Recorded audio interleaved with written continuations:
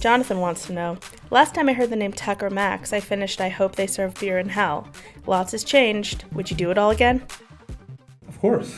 I mean, I got you here, right? I would try and do a lot of things differently. Like because what? What's the number? In a no bullshit way, because Yeah. I'm enjoying this. Because I think There's no other way for me to be. beautiful. No bullshit. But knowing that, like, again, back to Yeah. I was happy when you're like, hey, like I want to go to like a place where, like, I know you've been on so many different things, like in a very fucking real way. Like, what's the one core thing you think you would do different? I would realize a lot earlier that it's not about me. Right. You know, even though I'm really good at doing that with my art, Yes. like my stories, even though they're about me, if you read all 4 of my books, you actually don't know very much about me at all. You know a lot about things that happened to me, and you've laughed a lot, and you've really enjoyed it, but I don't burden the reader with nonsense about me, because people reading my books want to be entertained. They're not trying to learn deep about my emotions, whatever, right? But in the way I made business decisions, early in my career, I was arrogant and stupid, and I made most of my decisions. Because you thought you had the leverage?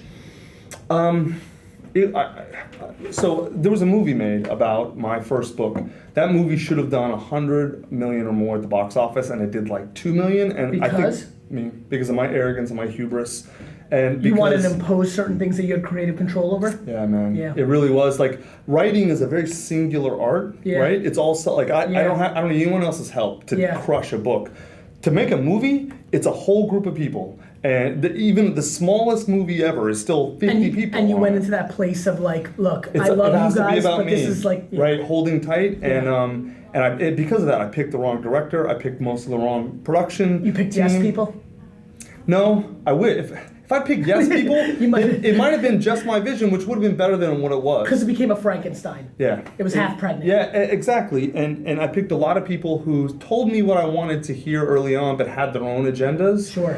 And I was blind to it, and I was so caught up in myself and my own Yep. ego that I screwed up a really massive opportunity for myself. Sure, it was a game changer. Yeah. If that goes for a hundo, different things. Well, you know what's funny? People always ask me my biggest mistakes, and I always try to come up with something because I don't like to think about my mistakes. I actually like disrespect my mistakes. Right. It's a very interesting thing. Like I recognize them, Right. but I give them no fucking energy. Like Right. really, I'm like, cool mistake, you go over there, right? Mm-hmm. But no question, my biggest mistakes have been the things that I've passed on and haven't done. Yeah. Like it was interesting to think about like that, and that happened, right? But like I could have been a judge on Top Chef. I could have done all these other business shows. Like there's a lot of things, you know, that I always think about the things that I haven't done. Yeah. Even investing, right? I've done well, but passing on Uber twice was the clear one, you know? I did too. Everybody did. I know.